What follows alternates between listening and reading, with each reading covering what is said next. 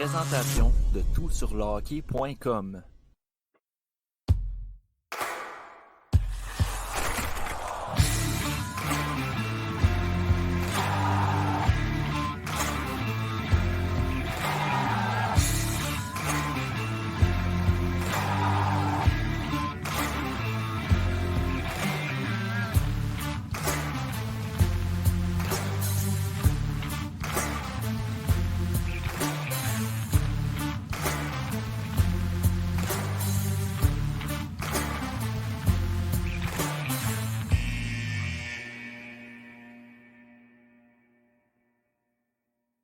« 20 janvier 2022, bienvenue dans le TSLH Podcast. Aujourd'hui, gros épisode rempli. Je suis accompagné de Max et de Pascal pour cet épisode. On va parler tout d'abord dans le menu du jour, dans le menu de l'épisode. On va parler évidemment de la nomination de Kent Hughes comme DG du Canadien de Montréal, le 18e de l'histoire de la franchise. On va parler également de l'état des Canadiens de Montréal. Est-ce que la grande question qu'on va aborder, les boys, dans l'épisode, est-ce que le Canadien de Montréal a été laissé dans un meilleur état pour Kent Hughes ou l'était-il dans un meilleur état quand Marc Bergevin est arrivé en poste? On va partir une discussion là-dessus. Par la suite, Max va nous faire part de ses observations pour le TSLH Espoir. A observé des jeunes prospects qui ont débuté dans la Ligue nationale dans les derniers jours, dans la dernière semaine. Et on va conclure ça avec une petite prise de position concernant les deux listes majeures pour le repêchage 2022. On va parler de la centrale de recrutement de la NHL qui a sorti sa liste de mi-saison. Et aussi Bob McKenzie qui a sorti sa liste de mi-saison. Donc, on va parler de ça en fonction de comment on perçoit ces listes-là par rapport à nos observations, évidemment. Sans trop rentrer dans notre top 32 parce que je rappelle aux gens qui nous écoutent qu'on va tenir un podcast en février pour notre top 32 officiel de mi-saison. On va être Pascal, moi et Simon Servant du TSLH Espoir. Oh oui. Max, malheureusement, ne sera pas de la partie, mais on a bien hâte de vous présenter ça. On achève, disons, notre deuxième tournée des prospects. Avant de sauter au bloc CH, je vous rappelle que l'épisode est une présentation de Barbe Noire. Donc, allez liker leur page Facebook. Allez surtout commander leurs super produits au barbenoire.com. Livraison à domicile dans des boîtes réfrigérées. Donc, aucune perte de qualité au niveau des produits. Donc, je vous invite à aller faire un tour sur leur site web. On les remercie bien gros de leur partenariat. J'arrête de jaser, les boys. DG du CH, j'aimerais ça avoir votre perception, premièrement, de la conférence de presse qu'on a eue, c'était hier. Donc, quelles sont vos impressions? Je commencerai par Pascal. Ça a été quoi tes premières impressions du nouveau DG, Kent Hughes? J'écoutais la conférence, j'étais dans une tempête de neige, donc je l'écoutais à la radio. J'étais bien content d'écouter à la radio parce qu'il y a une tempête, parce que ça m'a vraiment donné le temps de tout l'écouter au complet. Parce qu'au Saguenay, des fois, il y a du trafic aussi. Bref, j'ai quand même un bon ressenti par rapport à la conférence de presse, tout comme j'en avais un aussi avec Marc Bergevin, que ça avait été fait en 2012. Donc, tu sais, c'est du nouveau, c'est tout beau, c'est tout frais, c'est correct. Mais tu sais, t'as Jeff Gorton, t'as Kent Hughes, deux têtes de hockey qui sont là depuis longtemps, qui gravitent dans l'univers du hockey depuis longtemps. Donc, tu sais, moi, personnellement, je suis content, je suis comblé de ce qui est en place. Maintenant, il y a plusieurs dossiers à faire, on va en parler, là. Mais de ce qu'il a dit et tout, j'ai rien à redire là-dessus, surtout quand il a parlé d'offensive et tout. Ça, j'étais comme pas mal sûr que tout le monde au TCLH est content en ce moment. Puis les fans aussi en général. De mon côté, la première impression que j'ai eue, puis ça, c'est on sort du hockey, là, puis ça n'a même pas rapport avec la langue en passant, mais on va peut-être un peu s'ennuyer des couleurs de Marc Bergevin. T'sais. Bergevin, c'est un gars qui était le fun en conférence de presse, qui sortait souvent des expressions colorées. Puis, fait que ça va peut-être me manquer un petit peu, mais on s'entend, l'important, c'est le hockey. Puis niveau hockey, écoute, c'est dur de se fier sur des paroles pour dire est-ce que ça va être bon ou pas. Mais selon ce qu'on a entendu hier, moi, je suis très content avec justement la vision offensive, un club de possession. C'est pas un club qui court après la rondelle, mais un club qui a la rondelle et qui est bon avec la rondelle. Quand on a parlé de statistiques avancées un peu, tout ça, puis vous le savez, je suis loin d'être un fan de stats avancées. Mais quand il a comme expliqué la vision de ça, de comment on voulait s'en servir, j'ai été rassuré, puis j'ai même dit, OK, wow, j'adore. Après ça, j'ai beaucoup aimé quand on a parlé de repêchage, que Kent Hughes a dit, moi, je vois un joueur une ou deux fois, c'est pas à moi de dire, OK, c'est lui qu'on doit repêcher. Moi, ce que je dois faire, c'est établir avec mes scouts, avec Gorton, quel type de joueur on veut repêcher dans l'identité canadienne de Montréal. Puis ça, j'ai beaucoup aimé ça aussi. Non, pour vrai, très bonne première impression au niveau hockey. Puis j'ai très hâte de voir comment ça va s'enligner dans du concret maintenant. C'est vraiment là que ça a fait un gros clash avec Bergevin. Qu'est-ce que tu veux comme joueur? Quelqu'un possession de rondelle, rapide, talentueux, en offensive et tout. T'sais, Bergevin, c'était moins ça. C'était plus on construit par derrière, on construit par le gardien de but, la défensive et tout. On va être responsable, il faut être compete, hard to play against. Kent Hughes, il n'est pas allé là pendant tout. Il est allé dans la nouvelle LNH, un peu plus moderne. Donc, ça m'a intéressé moi aussi, surtout ce niveau-là. Là. Ma phrase préférée, c'est exactement celle que tu as dit, Max, tout à l'heure. Quand il a dit que c'est pas en voyant un match ou deux d'un espoir que je vais comme pousser pour ce jeune-là au repêchage. Moi, j'ai adoré ça, cette phrase-là. Premièrement, parce que on se tue à le dire sur Twitter, puis on se fait traiter de condescendant quand on le fait, mais reste que, tu sais, je pense que ça va amener un certain vent de fraîcheur au niveau du recrutement.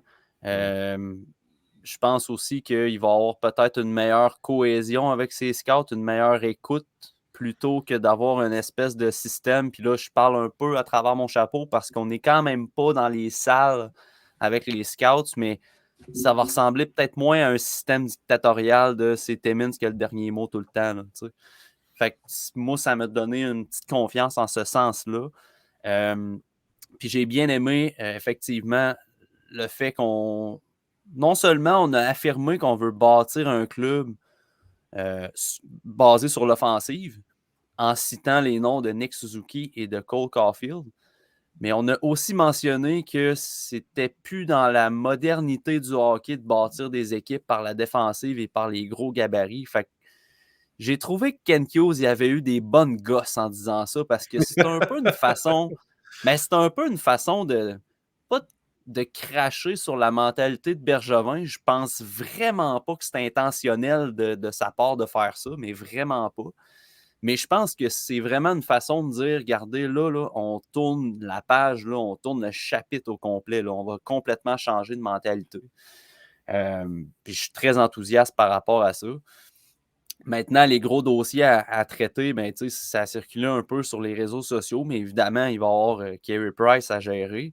Ce dossier-là va être majeur. D'ailleurs, on parle aussi que Kent Hughes n'a pas l'air d'un gars qui veut bâtir par l'arrière, donc par les gardiens de but, la défensive. Ben, il a le loisir de fonctionner en bâtissant son club par l'offensive parce qu'il n'a pas hérité d'une équipe qui était bâtie autour d'un gardien de but. Puis, on reviendra tantôt, mais Bergevin a hérité d'un club que c'était Carey Price, puis tout était en fonction de lui. Là, maintenant, Carey Price, il tombe en fin de carrière. Fait effectivement, tu peux te permettre de commencer à penser à bâtir autour de l'offensive. Mais pour ce qui est des dossiers à prioriser, à votre avis, je commencerai par toi, Max. Quelle filière, là, on retrouverait sur le dessus de la pile du bureau à Kent Hughes présentement?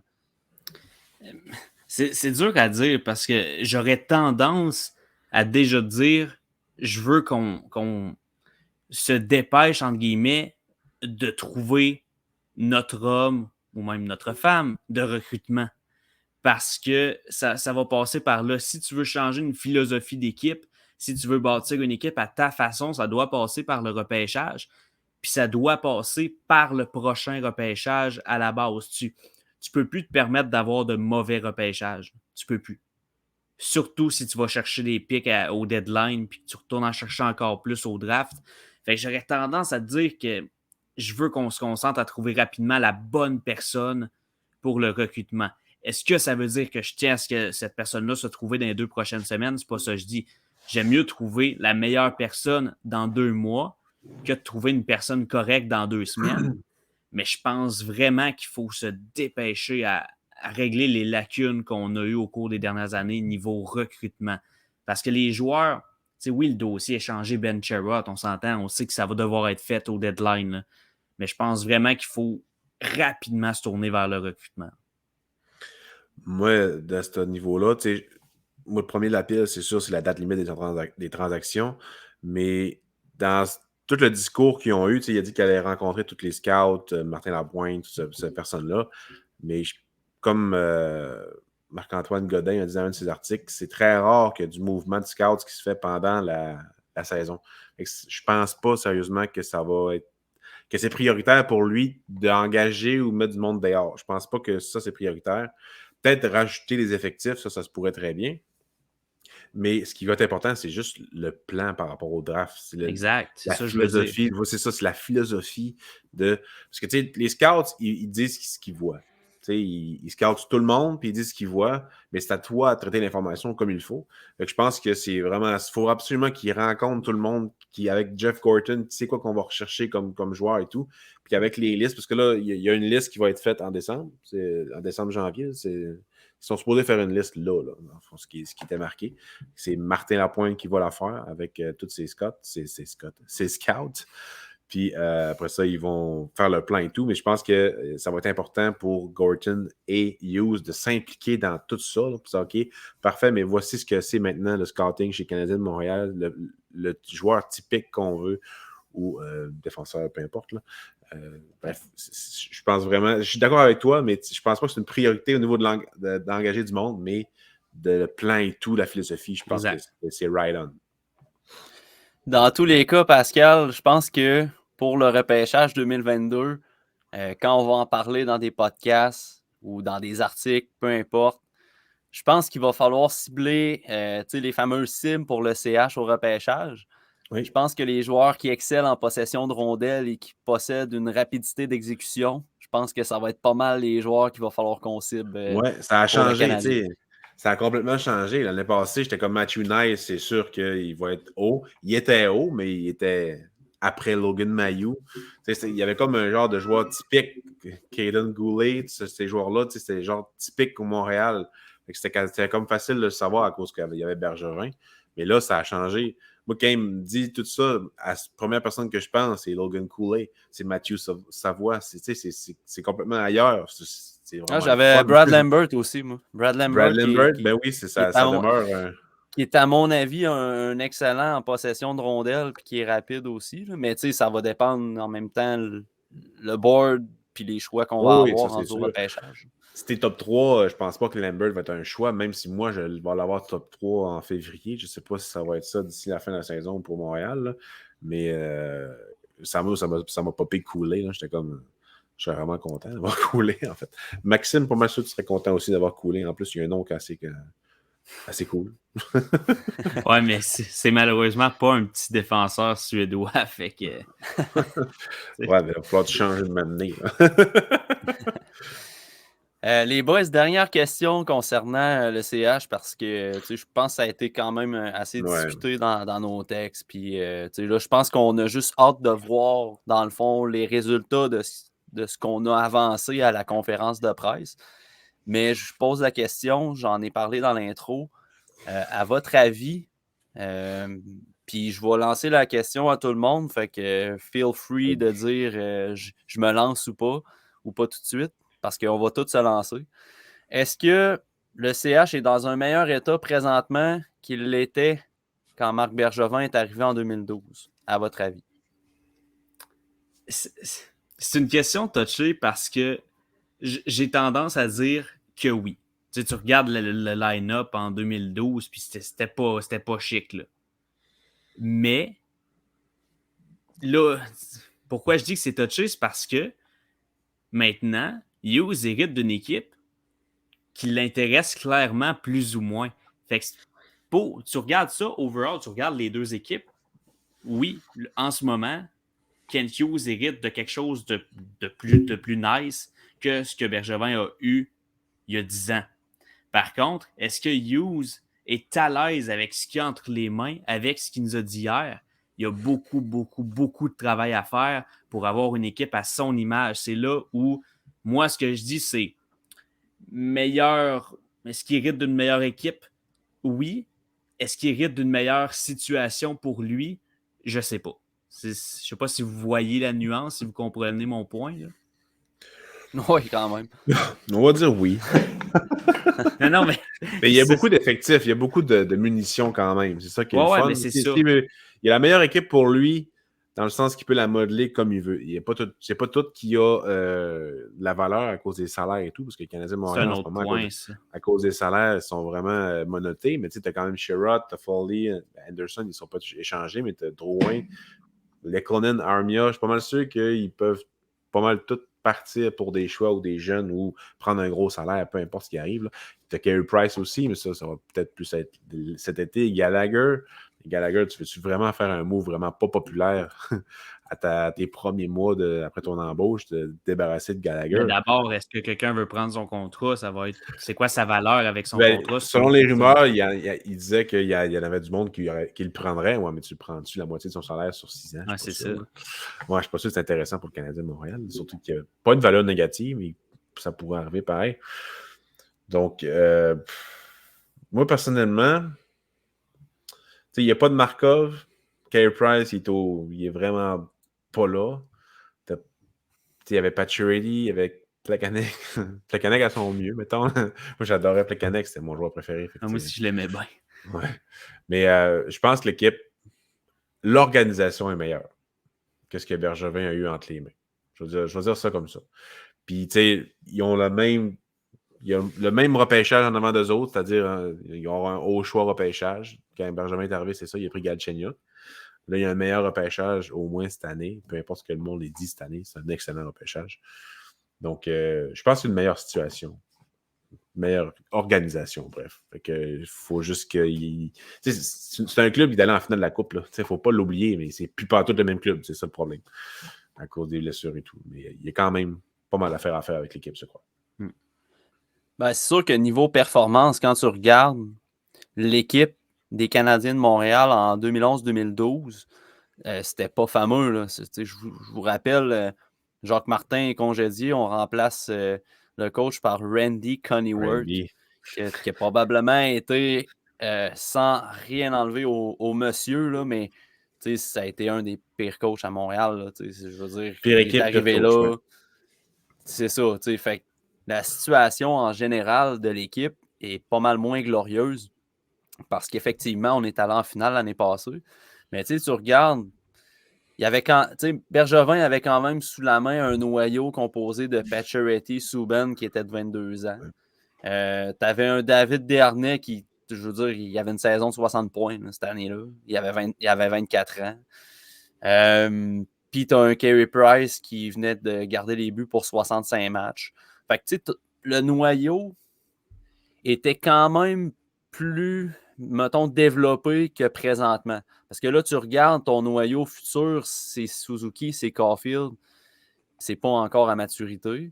Puis le reste, moi, j'appelle ça du patchage de trous. Là. Des Hoffman, des Toffoli, des Anderson, c'est des gars, c'est pas des gars autour desquels tu vas bâtir ton club à long terme. T'sais. Fait que peut-être que Bergevin a hérité d'un club qui avait la possibilité à long terme d'avoir de quoi de pas pire, mais finalement, il a voulu remodeler ce club-là à sa main. Fait que ça a fait un peu un creux de vague, là, si on veut. Là.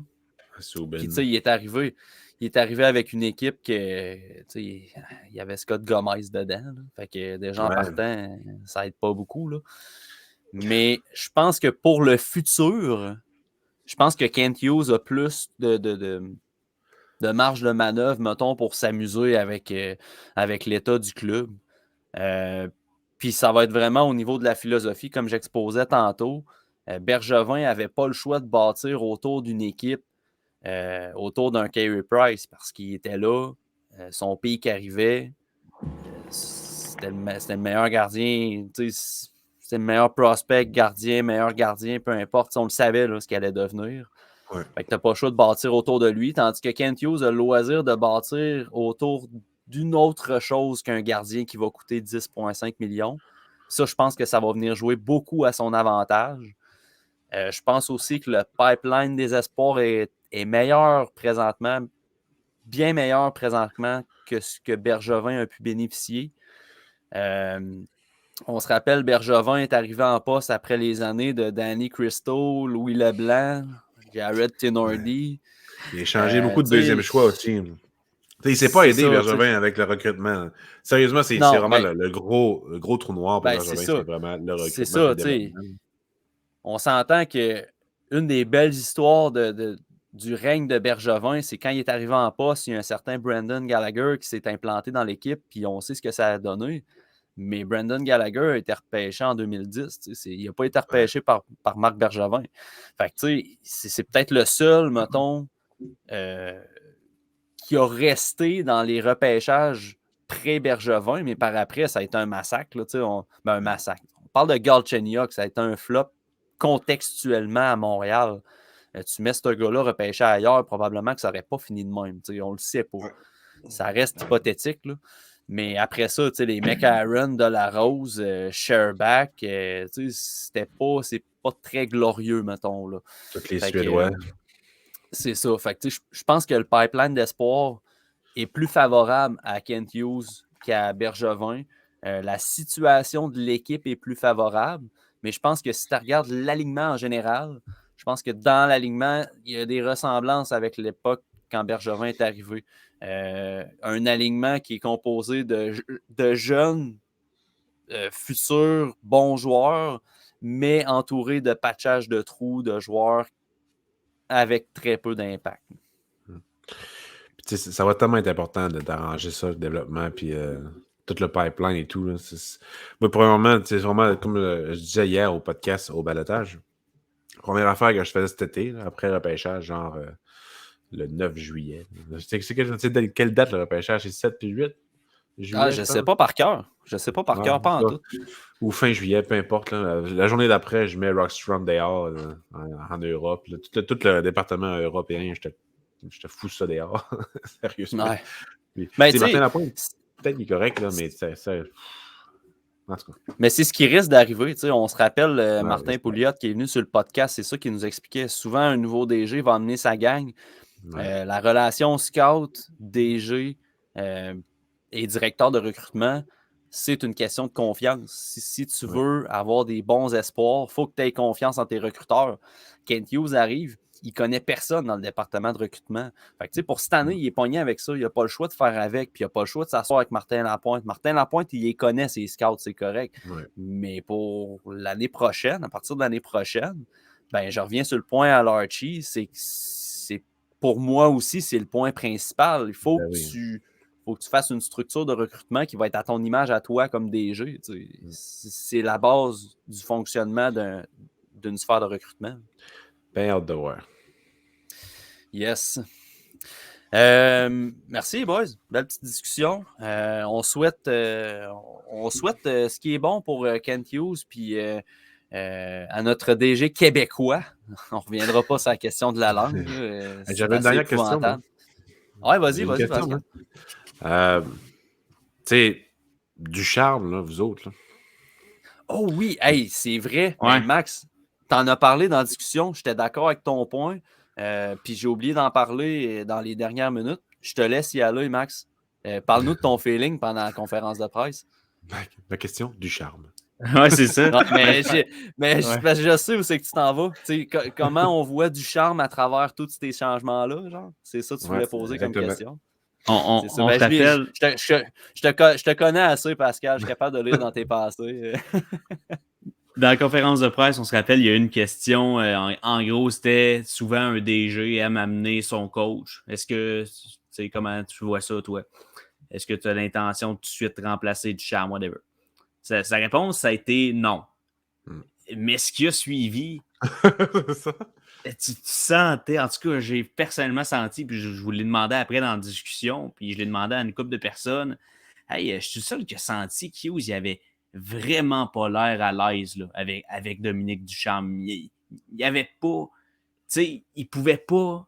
Il avait l'air d'un gars qui pouvait pas dire que c'était pas son homme, mais que c'est pas son homme. Il avait vraiment l'air de ça dans comment il parlait, de dire je vais apprendre à le connaître, puis on verra. Puis on dirait une fille qui veut plus me dater, genre. Puis Dieu sait que ça arrive souvent. C'est Mais, ça, je sais de quoi Ouais, tu parles. il parle en connaissance de cause. Mais moi, c'est vraiment un peu plus tard quand il a dit, tu sais, une équipe, tu sais, John Cooper, c'est le parfait coach pour telle équipe. Tel DG, c'est le parfait DG pour cette équipe. Mais moi, je vais avoir le parfait coach pour mon équipe. J'étais comme, Ouais, c'est ça. ça sonne pas du charme, ça. Mais tu sais, moi, je n'ai rien contre du charme, sérieusement. Il est juste pas dans la bonne cité. Il a amené l'équipe à la finale de la Coupe. Les vétérans, les jeunes l'ont amené à la Coupe quand même, mais il était là, tu sais. Il faisait partie de l'équipe avec Richardson. Fait que, tu sais, est-ce qu'il y avait la carte blanche avec Bergevin pour mener son équipe comme il voulait? Je pense pas, sérieusement. Depuis que... Là, j'ai pas checké les stats, mais j'aimerais ça checker les stats sur Instat pour savoir le temps moyen de jeu des jeunes, s'il a augmenté depuis que Gorton est là, depuis que Bergevin est parti, s'il y a eu le go pour utiliser les jeunes, peu importe. Tu sais, Romanov, il joue pas mal mieux depuis qu'il a été mis de côté et tout. Je sais pas si c'est pas Gorton, mais tu sais, qui a dit check, fais ce que tu veux avec peu importe qui. Là. L'important, c'est le développement, peu importe. Ducharme, aujourd'hui, on a parlé du développement. Il dit je me vois dans le futur Canadien de Montréal. C'est le fun de faire partie des fondations du futur. En fait, c'est vraiment les fondations, parce que tu ne vas pas vraiment partir cet été. Mais je pense que ça va être quelque chose. Il va y avoir pas mal de monde au chômage cet été, je pense, dans l'organisation des Canadiens de Montréal. Fait que tant mieux. Ça va créer du trafic sur le net. Ça va être le fun à voir. Allez. Moi, j'ai eu le même feeling que Max, là, puis que toi, Pascal. Là, j'écoutais les propos, puis je me disais, c'est difficile de défendre la candidature de Ducharme comme coach pour les années futures. Mais si on combine, mettons, avec ton point, Pascal, qu'il y avait probablement du Bergevin qui venait s'immiscer dans les décisions. T'sais, on s'entend, Bergevin, c'est un gars passionné, c'est un gars qui veut gagner, c'est un gars qui a de l'orgueil. Puis, parenthèse, c'est les mêmes qualités ou défauts, dépend comment qu'on voit, que Patrick Roy. Là. Fait que ça aurait fait pareil si c'était lui qui était DG. Là. Je sais qu'on a souvent parlé que c'était pas le gars, pas le candidat idéal pour l'équipe. Mais un gars qui est passionné, orgueilleux comme Bergevin, peut-il avoir demandé à son coach de faire jouer les joueurs qui a signé à gros contrats pour essayer justement de justifier ces signatures-là? On le sait pas. Jamais.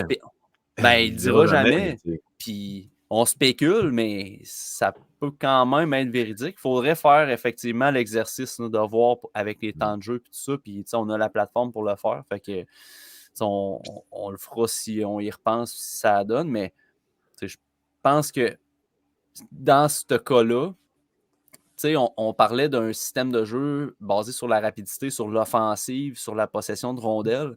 Je ne sais pas si vous vous souvenez quand Dominique Ducharme est arrivé en poste comme coach, mais c'est la première chose qu'on a remarqué, c'était, puis lui-même l'a dit dans les médias, c'est que son système était axé sur l'offensive. Puis ça a fonctionné jusqu'à temps qu'en un claquement de doigts, on revienne à la même gestion des effectifs que Claude Julien faisait. T'sais. Je pense que ça a duré quasiment 5 games, pas plus. T'sais. Puis à un moment donné, ça ne marchait plus. Fait que, est-ce qu'il y a eu quelque chose entre-temps qui a fait que Ducharme a changé son style puis que là, avec l'arrivée de Kent Hughes, il va pouvoir revenir à son système qu'il voulait implanter lui-même? Je pose la question, je ne sais pas, mais je reste un peu entre l'arbre et l'écorce là, pour Ducharme là, présentement. Est-ce qu'il mérite une seconde chance? Ben, peut-être. Il va falloir lui donner les effectifs pour avoir une deuxième chance, par exemple. Start à zéro. Il veut son équipe à lui. Je pense pas qu'il va garder Ducharme sérieusement. Là. Je pense vraiment que ça va partir. C'est pas contre le gars, c'est tout nouveau, tout chaud là, que Ken Hughes est là avec Jeff Gorton. Donc là, ils vont envoyer la pilule pour le restant de la saison avec l'effectif de l'ancien DG. Mais cette année, après ça, cet été, ça va tout partir, je crois. Donc, j'avais d'autres choses à dire, je m'en souviens plus. Hein. Bref, c'est pas grave. Si tu fais l'exercice, Pascal, pour les jeunes, leur temps d'utilisation, je vais aller je faire vais un checker ça à exercice. soir. Ouais, je vais aller faire un exercice, moi, sur l'arrivée des nouveaux DG dans la Ligue nationale, les effets que ça cause. Est-ce que les coachs sont souvent tassés quand il y a un nouveau DG? Est-ce qu'il y a des mouvements de personnel à l'interne? M'aller faire quelques petites recherches là-dessus. Puis tu sais, quand un gars arrive, hein, j'arrête pas de perdre ce que je veux dire. Vu que c'est tout nouveau, tout beau, tout chaud, il n'est pas obligé de gagner. Il arrive là, Non. tout le monde sait que le Canadien ne gagnera pas. Puis le monde était fâché contre Bergevin. Mais là, ils ne sont pas fâchés contre Kent Hughes à cause de l'équipe en ce moment. Ils sont fâchés contre Bergevin. Fait qu'il y a comme vraiment, s'il veut faire une recrutement ou un reset, là, c'est le timing parfait. Il n'y a personne qui va le faire chier avec ça. On est en crise après Bergevin. Fait que, c'est tellement. C'est positif là, comme environnement pour lui en ce moment. Parce que peu importe la décision qu'il prend, le monde va être quand même content parce que à long terme, ça va probablement être bon pour l'équipe. Parce qu'il l'a dit, il ne veut pas gagner tout de suite de l'année prochaine ou l'autre d'après. Il veut gagner à long terme. Fait que, bref. Ça ne sonnait pas en construction, mais pas loin. J'ai hâte de voir. Ouais, un mot qui n'a pas été mentionné, mais qui a été un peu effleuré. Là, en fait, Ken Hughes, il disait peu importe le terme qu'on applique, que ce soit rebuild, reset ou peu importe, lui est là pour bâtir un club gagnant pour le futur. S'il n'est pas encore fait son plan avec son équipe, c'est normal qu'il ne dise pas un mot. Là. Il y a juste Patrick Roy pour dire ce genre de mot-là sans avoir parlé à personne. Moi, c'est un reset que je veux. Quoi. Non, mais c'est pour ça que tu ne voulais pas ce gars-là comme des jeux. C'est ça. C'est il expose une autre tout. histoire. Exact. Bref, on va aller dans le volet scouting avec Max. Max, il y a eu quelques joueurs qui ont débuté leur carrière en Ligue nationale. Je te laisse aller. Je ne sais pas par qui tu veux commencer, mais tu en as observé quelques-uns. D'ailleurs, les rapports d'observation sont disponibles dans la section TSLH Espoir sur le site web. Max, la parole est à toi. Oui, j'en ai observé. Je vais me concentrer sur 2 aujourd'hui pour commencer qui ont disputé leur premier match récemment. Puis en fin de semaine, je vais en regarder d'autres aussi. Fait qu'il y a des rapports qui vont sortir là-dessus. Mais ceux dont je veux vous parler aujourd'hui, c'est drôle parce que ça tombé de même que c'est 2 gars que j'aimais pas.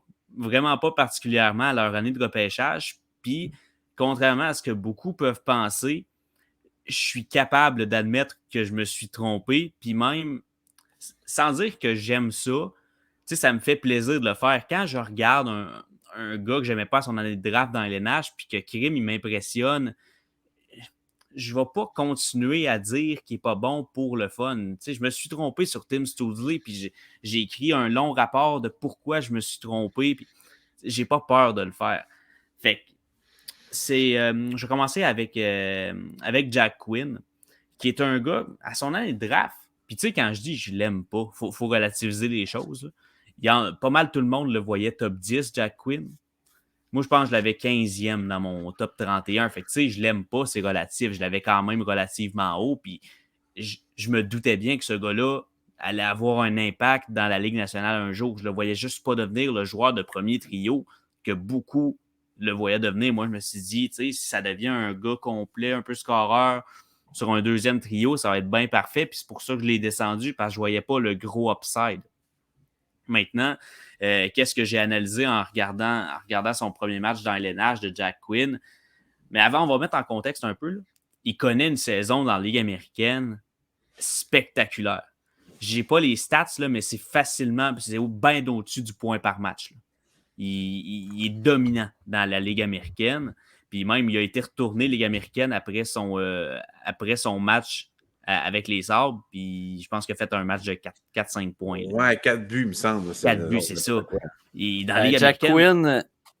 Jack Quinn, pour rapidement donner les stats en Ligue américaine, 24 matchs, 18 buts, 17 passes, 35 points. Fait que c'est une très grosse saison pour lui. Là. Bravo, Buffalo.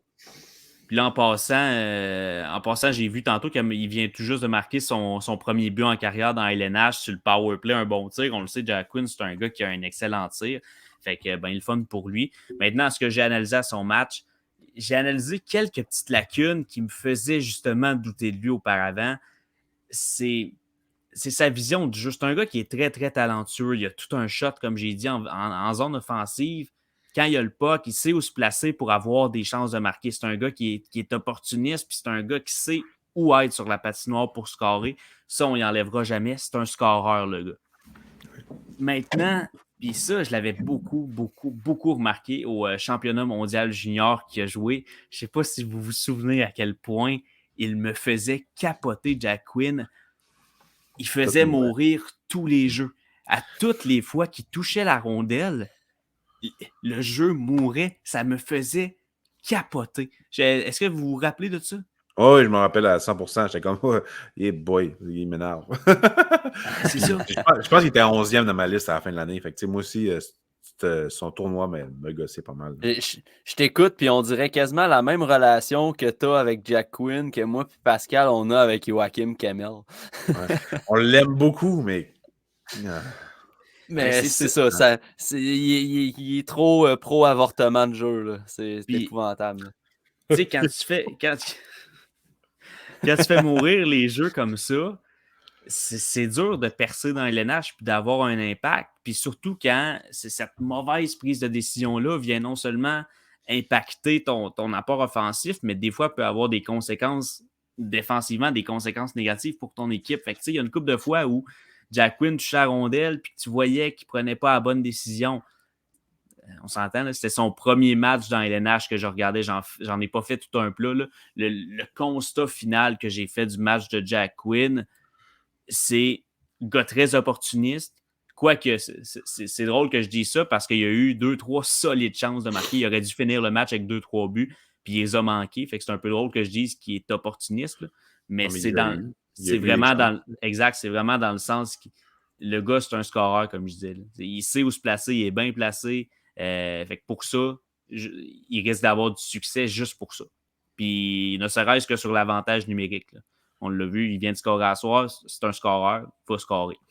Mais il a bien joué. Il a joué c'était contre le Lightning de Tampa Bay, son match.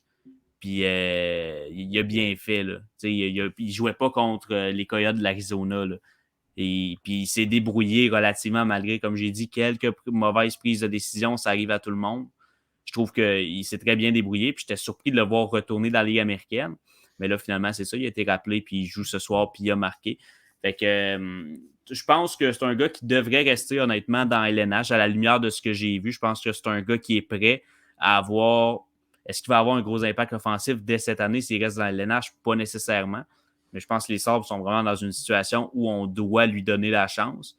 Puis où, anyway, ça ne coûte rien de lui donner de l'expérience puis de le faire jouer. Et, encore une fois, avec ce que j'ai vu, c'est pas lui qui va nuire à l'équipe. Là. Il y a des pires joueurs, il y a des pires attaquants que Jack Quinn dans cette équipe-là actuellement. Fait que pour moi, c'est un no-brainer qui devrait passer le reste de la saison à Buffalo. Yes, puis je pense que tu as observé également un défenseur que tu appréciais peut-être moins, mais que finalement, il t'a refait changer d'idée. Ou je sais qu'on a vu sur Twitter, tu n'étais pas le seul à avoir bien aimé son premier match. Là. Fait que si tu veux nous parler de Braden Schneider pour les Rangers de New York. Puis encore une fois, c'est un gars, je vais juste relativiser, là, que j'aimais pas, entre guillemets. C'est juste que ce gars-là, je voyais zéro upside. Tu sais, le genre de gars puis je l'avais écrit dans ma description, je dis, si tu veux un défenseur, à son année de draft, je parle, là, je l'avais mis à la fin de ma première ronde, j'ai dit, si tu veux un défenseur qui va être capable de te donner du bon hockey rapidement, du bon hockey de défenseur plus défensif, stable, qui va jouer dans LNH rapidement, Braden Schneider, fin de première ronde, excellent pick. Puis finalement, les Rangers qui l'ont sélectionné autour du 20e rang, ou 20e rang exactement, là, dans ce coin-là. Puis c'est exactement ce qui est en train d'arriver. Braden Schneider, qui a joué quelques matchs depuis le premier que j'ai regardé, puis il m'a vraiment impressionné. Là. C'est pas compliqué. Lui n'a pas pris de mauvaise décision. C'est pas vrai, il en a pris une dans le match que j'ai remarqué. Là. Il a pris une mauvaise décision derrière le filet. Il s'est retourné puis il a envoyé la puck dans l'enclave. J'ai fait, qu'est-ce que tu fais là, envoyer la puck dans le centre de la glace de même? Tu sais, c'était une pas pire bulle au cerveau, mais ça a vraiment été son erreur de la game. Puis il a quand même joué beaucoup. Là. Fait que c'est un excellent signe qu'un jeune défenseur de 20 ans arrive dans LNH, touche beaucoup à la rondelle. Puis dès son premier chiffre, là, il s'est imposé physiquement. 2 fois, il s'impose physiquement pour empêcher une contre-attaque adverse. Il joue super bien avec son bâton. C'est pas le plus gros physiquement, mais ça sert très bien de son corps, puis il n'a pas peur d'aller dans les coins. Puis... Fait que, tu sais, il m'a fait changer d'idée dans le sens où je pense toujours pas que c'est un gars qui va devenir un first pairing puis faire 60 points. Là. Pas ça que je dis. Mais je pense que c'est un gars qui pourrait avoir plus d'impact que je pensais en termes de minutes jouées puis devenir un des bons défenseurs défensifs de la LNH. Encore là, l'échantillon est petit. Moi, j'aime ça regarder le premier match, dire OK, parce que le premier match, je veux pas, ça peut en dire beaucoup. Si le gars a un mauvais match, je pense qu'il faut peut-être laissons-y la chance. Mais quand un gars est solide comme Braden Schneider à son premier match, puis il joue avec cette confiance-là, je trouve que ça en dit beaucoup sur le caractère et sur le talent du joueur, de ne pas se laisser imposer de même, puis de jouer un match quasiment sans faute de même, puis de tellement bien jouer défensivement, c'était un mur, Braden Schneider, là, à son premier match dans LNH à 20 ans. Puis en passant, j'en parle même pas, il a scoré. C'est juste... Puis offensivement, envoyait souvent des rondelles au filet. Puis ça, j'adore ça. Je suis un défenseur. Juste envoie des rondelles au filet, des tirs bas, faire dévier, un retour. Tu sais pas ce qui peut arriver quand tu envoies une puck au net. Là. Puis de temps en temps, jump dans l'attaque juste quand c'est nécessaire. C'est d'ailleurs comme ça qu'il a marqué son but en s'avançant un petit peu. Fait que non, j'ai vraiment été impressionné par Braden Schneider. Je pense que c'est plate parce qu'on s'entend là, à New York, il n'y a vraiment pas beaucoup d'ouverture. Fait que est-ce que ce gars-là peut servir d'appât pour une transaction? Si oui, je pense qu'il y a beaucoup d'équipes qui vont être intéressées. Ouais, mais j'ai bien hâte de voir ce que ça va donner. On dit qu'il n'y a pas beaucoup d'ouverture, mais quand tu regardes l'état de la défensive, tu as Adam Fox qui est très offensif. Après ça, tu as Miller qui peut être entre les deux. Après ça, tu as un Nils Lundqvist qui est quand même assez offensif, mais un défenseur dans le style de... Ouais, c'est vrai. Je l'oubliais. J'allais dire, dans le style de Schneider, est-ce qu'il pourrait justement, vu qu'il y a un style différent, monter plus rapidement? Mais oui, effectivement, j'ai pas pensé à ça. Il serait bloqué sur un troisième duo. Fait que tant qu'à ça, si les Rangers peuvent aller s'améliorer en attaque en donnant un Schneider, je pense que ce serait une option plus intéressante pour eux. On peut peut-être essayer d'échanger Zach Jones avant, selon moi, là, qui est vraiment pas mauvais non Jones plus. Aussi. Oui, mais Schneider aurait une plus grande valeur. Oui, je sais qu'il y a une plus grande valeur, mais mettons, là, c'est une équipe qui t'appelle et qui dit j'aimerais ça à Schneider. T'es sûr tu veux pas Jones? Montréal, Cherrod et Lekonen pour les Rangers sont intéressés. Honnêtement, moi je trouve qu'il y aurait un fit avec Schneider à Montréal, c'est sûr que ça fit plus ou moins. C'est probablement un gars que Bergevin aurait beaucoup apprécié parce que, puis je déteste faire la comparaison, mais à l'année de repêchage, j'avais dans un certain sens comparé Goulet à Schneider juste dans le style de jeu, bonne relance, physique, bon défensivement. C'est ce genre de défenseur-là. Fait que, tu sais, là, on a déjà Goulet, mais quand même, je ne cracherais pas sur un Schneider parce que des gars de même, en série, on le sait, c'est bien pratique. Puis, les droitiers, je me souviens bien. Oui. Mais on n'a pas de droitier. Ben, c'est ça, mais c'est un autre point. C'est pour ça que je dis qu'à Montréal, je ne cracherais vraiment pas sur un Schneider. Là. Il ne faut pas cracher sur un Schneider à Montréal. Mais non, c'est ça. Yes, Max, merci. Tu restes avec nous pour... avant de partir, je peux-tu parler d'Éric Brandstrom? Essaye de faire ça en 30 secondes. Depuis le match contre les Sabres de Buffalo, c'est pas compliqué. Tout le monde capotait sur Éric Brandstrom sur Twitter. Moi, j'étais comme enfin, c'est son coming out party à Éric Brandstrom. Le monde se rend compte qu'il est bon, Colin. Mais tout un match contre les Sabres de Buffalo. Puis je prends la balle au bon pour dire, c'est là qu'on voit que les stats, on s'en fout.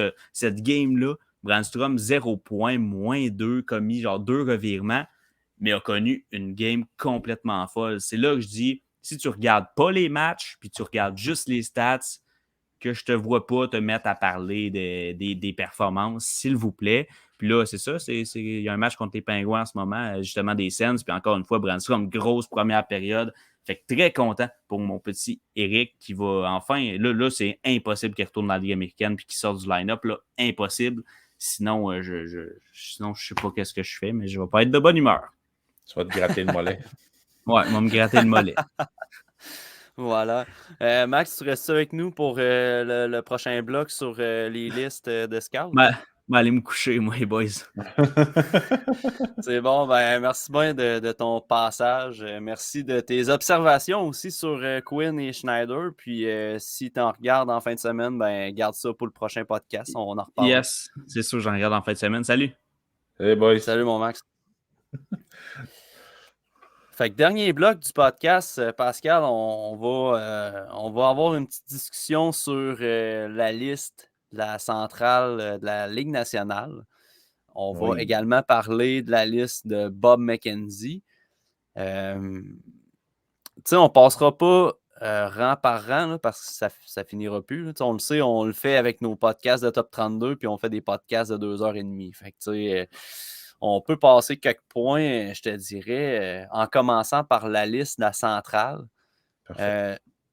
Ce qu'il faut comprendre, c'est que la liste de la centrale, moi, je regardais, j'ai fait un texte là-dessus, en fait, quand la centrale a sorti sa liste. Puis, tu sais, il y a beaucoup de joueurs là, à la mi-saison l'année passée qui ont été placés comme étant des espoirs A, puis qui finalement n'ont pas été repêchés du tout.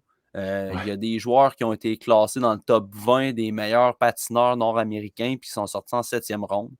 Fait qu'il ne faut pas virer fou avec cette liste-là non plus. Parce que c'est des scouts un peu plus indépendants puis un peu plus impartials qui ne sont pas teintés par la mentalité de l'organisation pour laquelle elle travaille. Ils travaillent pour la Ligue nationale. Fait que, tu sais, un scout, mettons, du Lightning, des Devils, des Bruins, va regarder les prospects cette année, puis il va avoir sa philosophie à lui. Mais la Ligue nationale, elle, c'est pas une philosophie d'organisation. Fait qu'il y a toujours un petit bémol à avoir par rapport à ça. Exact. Puis, je te dirais que moi, ce qui m'a le plus impressionné de toutes les listes, parce que la liste de Bob McKenzie aussi, on s'entend que ça, c'est des scouts qui a approché pour dresser une liste. C'est pas nécessairement une liste qui est fondée sur les observations de Bob McKenzie. Il faut le spécifier. Moi, ce qui m'a sauté aux yeux pour les deux listes, la centrale et celle de Bob McKenzie, c'est Brad Lambert.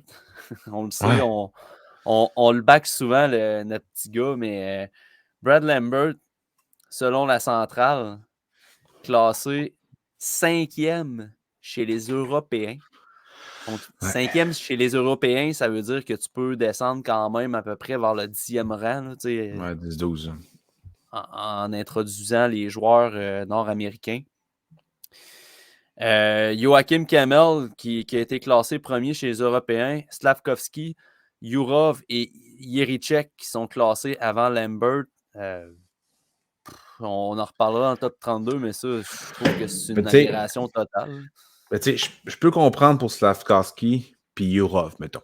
Il y aura un débat. Ces deux joueurs qui sont vraiment talentueux. Yurov, on manque de données, mais on sait qu'il est bon. Avec ce qu'on voit, on est capable de dire qu'il y a vraiment Boomer Boss. C'est pas mal plus Boomer Boss. En fait, c'est le plus Boomer Boss du top 10 du repêchage. Mais de mettre Jerichek et Kemel en avant de Lambert, même Nemec est après Lambert là, dans Central, il est au 6e rang. Hey, j'ai de la misère avec ça, personnellement. Sérieusement, je comprends pas comment ils forment. Est-ce qu'il y a un peu trop de stat watching? Ça se peut, mais Nemec, il produit en maudit en Slovaquie. Il bat des records. Depuis l'année passée, l'année passée, il a battu un record. Puis cette année, ça va être probablement encore mieux. Donc, Miroshnichenko qui descend aussi dans le classement, mais pas dans le classement de McKenzie. Mais bref, si on parle juste de Lambert, moi aussi, je comprends rien. Sérieusement, je l'ai dans mon top 3, puis ça ne bougera pas d'ici février. Il est trop bon, ce joueur-là. Il faut que le monde s'ouvre les yeux. Puis Bob McKenzie le place au 11e rang. Là, fait que Brad Lambert, malgré un championnat mondial junior, n'a pas bénéficié encore d'une belle visibilité dans les listes majeures. On s'entend parce que nous, on fait nos listes, on le sait on regarde les joueurs. Je pense que les gens qui nous écoutent le savent aussi. Je pense que les gens qui nous lisent le savent aussi. Mais nous, on l'a beaucoup plus haut, là, en général. Là. Puis j'espère que son changement d'équipe en Finlande va peut-être allumer des petites chandelles, des petits flags à quelque part, là, que là, ça va revenir un peu dans le consensus que Lambert a sa place. Ouais. Parce que je pense que présentement, il n'y a pas le respect qui se doit. Là. Vous êtes 100% d'accord avec toi. Sinon, c'est chez les Nord-Américains, je sais que dans le podcast, tu nous as parlé de Pavel Mintyukov. Mintyukov, ouais. Je pense que j'avais surpris de le voir 5e. On le voit sortir de plus en plus là, dans les listes, puis évidemment, le monde il commence à le mettre mid-first round ou un peu plus haut à cause que la centrale l'a mis. T'sais, moi, là, quand j'ai sorti mon classement en novembre, je connaissais le nom, je ne le connaissais pas encore. Vraiment pas. Je ne connaissais pas ce joueur-là du tout. Et probablement que même si je l'avais regardé jouer, je ne l'aurais pas classé dans mon top 32 parce que dans les visionnements que j'ai faits d'octobre puis début novembre, il était trop gêné, on dirait, là, de ce que j'ai dit. Là. Mais quand j'ai regardé novembre et décembre, je comprends tout le talent qu'il a, puis je comprends pourquoi il est aussi haut. Fait que je suis quand même content de le voir là, mais 5e en Amérique du Nord, en avant des gars assez intéressants. Tristan Luneau, je suis pas mal d'accord qu'il soit en arrière de lui, mais Snuggerud, Matechuk, qui est à mon niveau assez haut. Isaac Howard, il y a quand même des gars après lui qui sont quand même vus haut. Frank Nazar qui est 17e. Hey, ça, c'est loin, là. Moi, je suis pas un vendu incroyable à Nazar versus, mettons, Simon, puis... en fait, les deux Simon et PM là, de TSLH Espoir qui sont très vendus à Nazar. Mais en même temps, Nathan Gaucher est un espoir que j'aime beaucoup, que j'ai pu observer en personne au Rempart souvent cette année. Puis j'ai un peu de misère à concevoir que Nazar soit en arrière de lui. Tu sais, Gaucher 16e, Nazar 17e. Ouais. Si tu rajoutes les joueurs européens, là, Nazar à la fin de la première ronde, pour moi, c'est un non-sens. Mais c'est comme Lucelle. Mais tu sais, il est meilleur que Lucelle. Ouais, c'est ça. Il est plus dangereux que Lucelle. Non, c'est ça. Il est pas mal plus impliqué physiquement que Lucelle ou que c'est dangereux de jouer. Là. Mais tu sais, Nathan Gaucher, dans la liste à Corey Pronman, il est 11e. 11e, Nathan Gaucher. C'est bien beau, hein, Gaucher. Il est pas mauvais, là. Mais 11e. C'est ça. Il y a des listes qui l'ont 28, mais je pense que Bob McKenzie le place, je m'en vais voir, 20e. Ouais, ça a du bon sens. Ouais, moi, je l'ai autour de 16-17, me semble, de mémoire, dans ce coin-là. Ça devrait pas trop changer pour février. Là. Fait que, tu sais, mid-première ronde, là, je pense que Nathan Gaucher, ça pourrait être un bon pick. Puis, tu sais, Seamus Casey, qui s'est ramassé 32e en Amérique du Nord. Puis, Hudson, j'en parle même pas. Il est vraiment loin. Hudson est juste non, Lane Hudson est juste au-dessus de Seamus Casey. Ok, j'avais pas vu. Ok, fait qu'ils mettent Hudson avant Casey. On l'adore, là, Hudson. C'est un gars, c'est un défenseur qu'on a quand même parlé. Puis étonnamment, il n'est pas souvent là dans les listes. Fait que je pense en tout cas, à TSLH Espoir, je pense qu'on l'a comme en bonne estime. Mais tu sais, le gars mesure 5 pieds 8, pèse 148 livres. Fait que c'est clair qu'au niveau de la Ligue nationale, c'est moyen, mais... Tu sais, Casey est 5'9", 162, mais je pense qu'il est plus gros que ça, Casey. 5'9", il joue plus gros. Ouais, il joue plus gros. Je sais pas si c'est une impression qu'on a, mais effectivement, je pense que Casey... De mettre Mats Lindgren avant lui, moi, je suis pas d'accord avec ça. Ty Nelson, ouais, c'est correct. Je suis pas contre ça. Là. Mais tu sais, Chesley, non. Mais Chesley, c'est juste parce qu'il mesure 6 pieds. Owen Pequin, ouais, c'est correct. Korchinski, pas tant d'accord que ça. Fait que tu sais, c'est le point de vue de celui-là qui regarde qui importe. Là. Je me demande comment fonctionnent les scouts de ça. la centrale, tu sais, est-ce qu'il se fie beaucoup au développement depuis des années ou si c'est vraiment des observations comme toi puis moi on fait, tu sais, de regarder, tu sais, oui, on regarde des joueurs pour, tu sais, cette année, on regarde des joueurs pour 2023, mais tu sais, on ne suit pas attentivement la progression sur 2, 3, 4 ans, tu sais, on arrive à l'année de repêchage, puis là, on regarde l'échantillon en tenant compte de ce qu'on a peut-être un peu vu l'année d'avant. Mais dans ce cas-là, si, mettons, les scouts de la centrale se fient uniquement à la saison cette année pour faire leur liste, je peux pas concevoir que Tristan Luneau est 10e avec tous les joueurs qu'il y a en arrière de lui. Ben oui, moi non plus. Je veux dire, Luneau, c'est difficile cette année. Mais quand je vois des Nazar vraiment plus loin, à la limite Pickering, c'est l'amoureux est Nelson, 15e. Ben bon, l'amoureux, là, mais 15e. Là. Même McKenzie là, en première ronde. Tu sais, le profil est intéressant, mais Christy, avez-vous joué? Tu sais, il est correct, là, mais c'est pas un gars de première ronde. Là. Ça n'a pas de bon sens de mettre première ronde. Mais j'ai ça de Nolan Allen l'année passée qui était repêché par Chicago. Là. Ça n'a aucun bon sens. Peut-être que ça va me faire mentir. Je dis ça, mais peut-être qu'il va me faire mentir. C'est bien correct, je serais bien content, l'amoureux. Là. Mais moi, j'aimerais bien mieux avoir l'amoureux en deuxième ronde avec Luno que d'avoir un mid-first.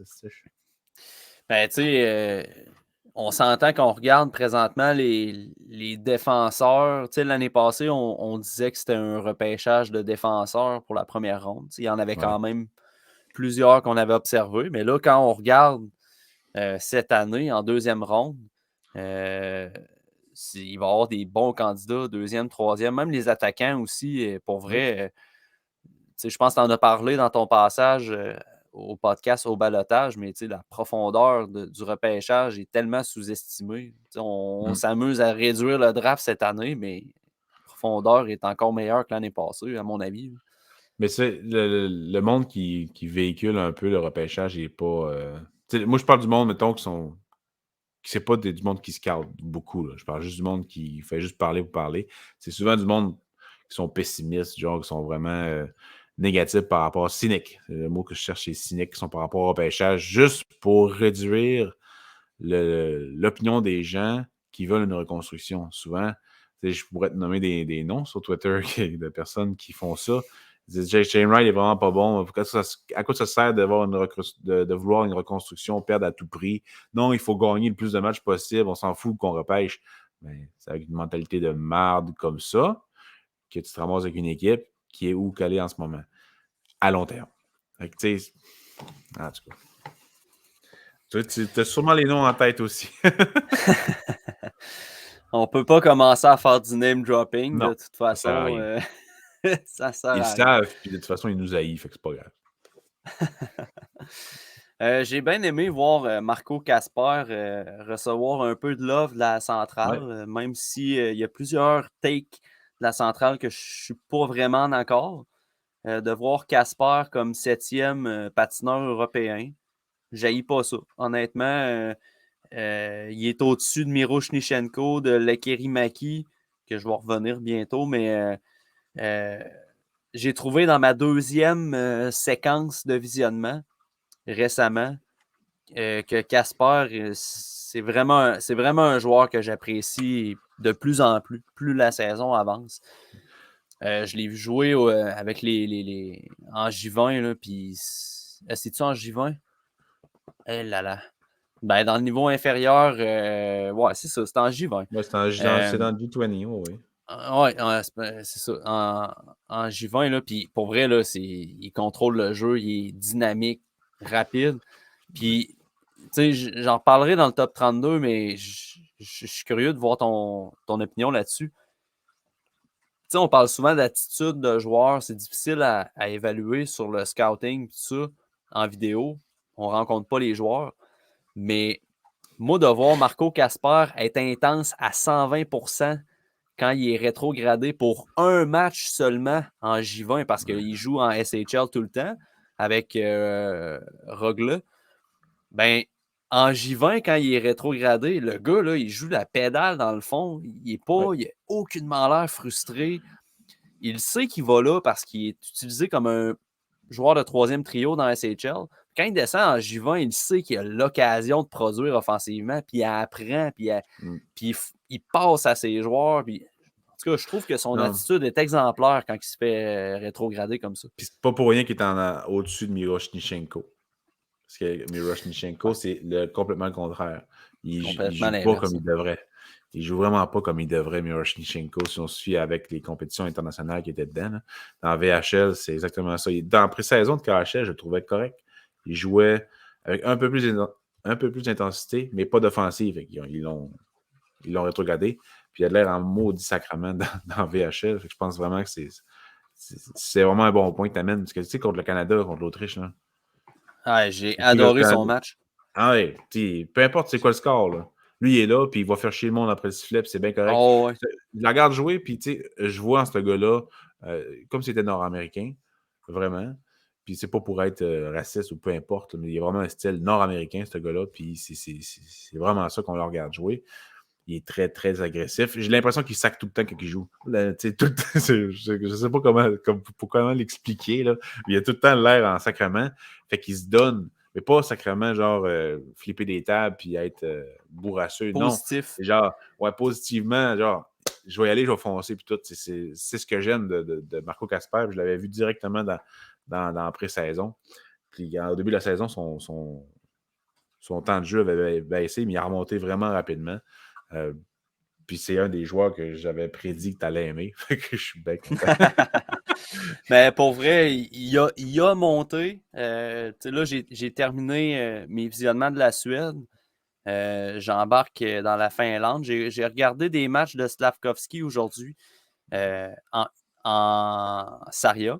Parce que j'avais juste écouté en Liga présentement. Puis il est trop fort pour la Saria. C'est assez évident. Puis j'ai trouvé que ces matchs après, j'ai regardé des matchs par la suite quand il est revenu dans la Liga. Je le trouvais plus en confiance. Je disais au début de l'année que Slavkovski, c'était un joueur qui me décevait peut-être un peu par rapport à son jeu en Liga.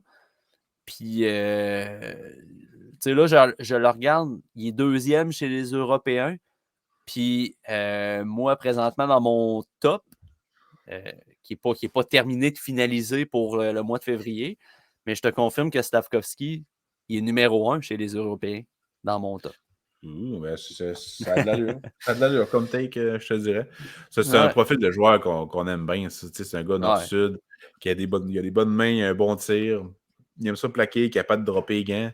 Il ne le faut pas en Liga, là, mais il est capable de le faire. Puis c'est Simon Saint-Laurent qui avait dit ça dans le chat de TSLH Espoir qu'il avait été rétrogradé. Moi, je n'ai pas encore vu après être revenu. Là. Oui, en tout cas, bref. Puis quand il est revenu de la Saria, il s'est vraiment plus pris de confiance. Il prend plus de chances en offensive. Parce que avant ça, en Liga, il s'occupait de son jeu défensif. Puis des petits flashs de temps en temps, des petites passes, vraiment, des belles petites passes, tout. Mais il faut en donner plus, il faut tirer plus au net. Mais ça a de l'air à venir. Fait que j'ai hâte de le regarder jouer. C'est un des prochains que je regarde jouer. Ouais, ben je te confirme, c'est vrai. C'est Simon qui en parlait. Puis je peux te confirmer avec ce que j'ai regardé aujourd'hui. Slavkovski, j'ai vraiment aimé ma deuxième tournée de visionnement pour lui. J'achève la Finlande. Là. Il me reste Jip, dans le fond, Kemel, Lambert, si je suis capable de regarder des matchs avec les Pélicans, mais sinon, ça risque d'être des matchs de quand ils jouaient à Jip. Ouais. Il me reste pas mal eux autres. Après ça, il va me rester les Slovaques, là, Tchèques, les autres Europes, si on veut, là, Russie, puis ça. Ouais. Puis après ça, on va revenir programme CHL pour en venir à février. En tout cas, j'espère rentrer dans le temps là, pour le podcast, mais je te dirais que ma liste bouge beaucoup. Puis c'est pas à cause de la centrale puis à cause de Bob ou de quoi de même. C'est juste que là, on commence à voir certains joueurs retrouver un peu le potentiel qu'on les voyait en début d'année. Oui, exactement. C'est avec ton nombre de visionnement. Puis, tu sais, moi, les listes, la seule affaire que ça sert. Pour moi, les listes, la seule affaire que ça sert, c'est ce joueur-là, je ne le connais pas. Je ne l'ai jamais vu jouer. Exact. Je vais me donner des matchs, puis je vais le regarder jouer. Tu sais, Minchukov, je le connaissais de nom, mais je ne savais pas que le monde l'avait aussi haut. Je dis, ouais, parfait, je vais aller downloader des games, puis il est vraiment bon. Pickering, c'est la même affaire. Puis là, il y en a un autre là, qui est assez haut en Europe. Là, Dolzenkov, ouais, ça, c'est lui, il mesure 6 pieds 6. Là, j'ai regardé un match, j'ai fait non. Mais c'est au début de l'année.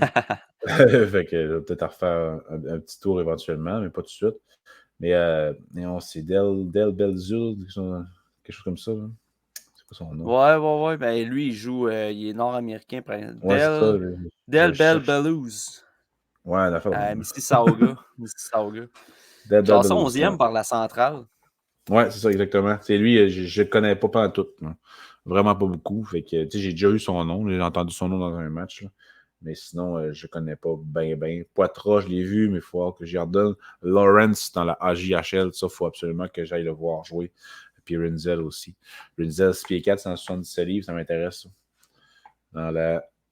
Parce que je me rappelle plus c'est quoi la ligue, là, mais il va falloir que je regarde ça. Après ça, McConnell, Barker. Mais ça, c'est plus des joueurs que je vais regarder après mon top 32 de mi-saison. Ah, mais Parce que je sais qu'ils sont pas. McConnell Barker, d'après moi, tu devrais l'aimer. Ouais. On en avait parlé dans le top 32 avec Simon. Là, puis... Mais il faut que je choisisse de m'amener aussi. Là, ouais.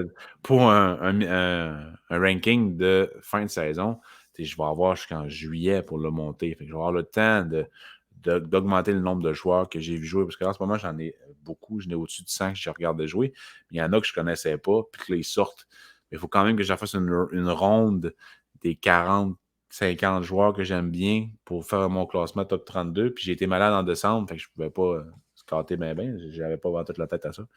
Fait que j'étais un peu à court, mais ça devrait être correct là, dans les 10, 11, 12 prochains jours. Là, je devrais être capable. Ah, ben c'est ça. Moi, tout, là, pour la deuxième tournée de visionnement, je me concentre sur les joueurs que j'ai regardés. Puis les joueurs que je pense qui pourraient stepper in dans mon top 32. Mettons Pickering, je ne l'avais pas encore regardé. Fait que je vais me donner un bon blitz pour le regarder. Mintyukov aussi. Seminov aussi. Je n'avais pas regardé ces gars-là. Fait que c'est des gars que je vais me taper des matchs pas mal avant février pour voir s'ils peuvent stepper in. Mais effectivement, le dernier stretch de visionnement, c'est le draft. Ben là, ça va être d'aller un peu parfaire mon top 32.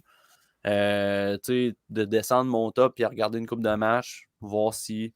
Puis après ça, ça va être d'aller chercher du monde que j'ai un peu oublié là, de regarder. Puis ça, du monde que je sais qui embarqueront peut-être pas dans ma première ronde, mais pour venir bonifier ma deuxième ronde. J'aimerais ça quand même faire un top 60 à peu près. Là. Parfait, ça. Un défenseur.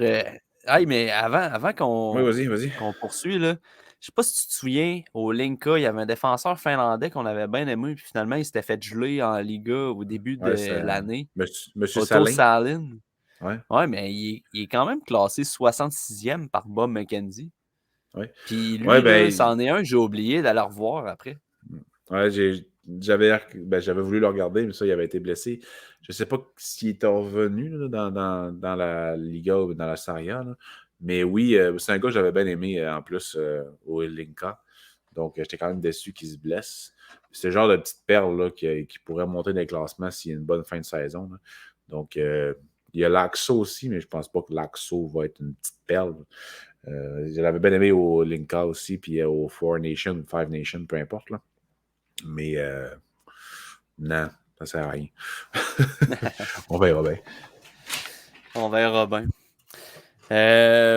Avais-tu d'autres points à amener au niveau de la liste, autant de Bob McKenzie ou de la centrale, ou on closait ça là-dessus?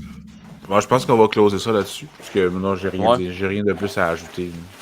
Parfait. Fait que dans le fond, pour les gens qui nous écoutent, on vous rappelle que le TSLH Espoir va sortir une liste demi-saison en février. On va faire un podcast là-dessus avec Simon, Pascal et moi-même. On va vous présenter nos top 32 pour la mi-saison. Puis, on vous rappelle que le TSLH podcast est sur YouTube en format vidéo. Donc, abonnez-vous à notre chaîne. Bientôt, Pascal va commencer ses profils vidéo pour les prospects du repêchage 2022. Ça va être tout du contenu qui va être disponible sur notre site web et sur notre chaîne YouTube également. Donc, on vous invite à vous y abonner. Le podcast est disponible aussi sur Spotify et Apple Podcasts. Donc, merci tout le monde d'avoir été à l'écoute. Puis, on va se donner rendez-vous soit la semaine prochaine ou dans 2 semaines, on ne le sait pas. La dernière fois, on a dit ça, puis regardez, on a fait un épisode une semaine après. Donc, merci beaucoup tout le monde d'être à l'écoute. On apprécie beaucoup vos reviews. On apprécie beaucoup aussi les partages que vous faites sur les réseaux sociaux. Donc, continuez à encourager le podcast. C'est comme ça qu'on va grandir dans ce bassin de podcast hockey-là. Ouais, merci beaucoup.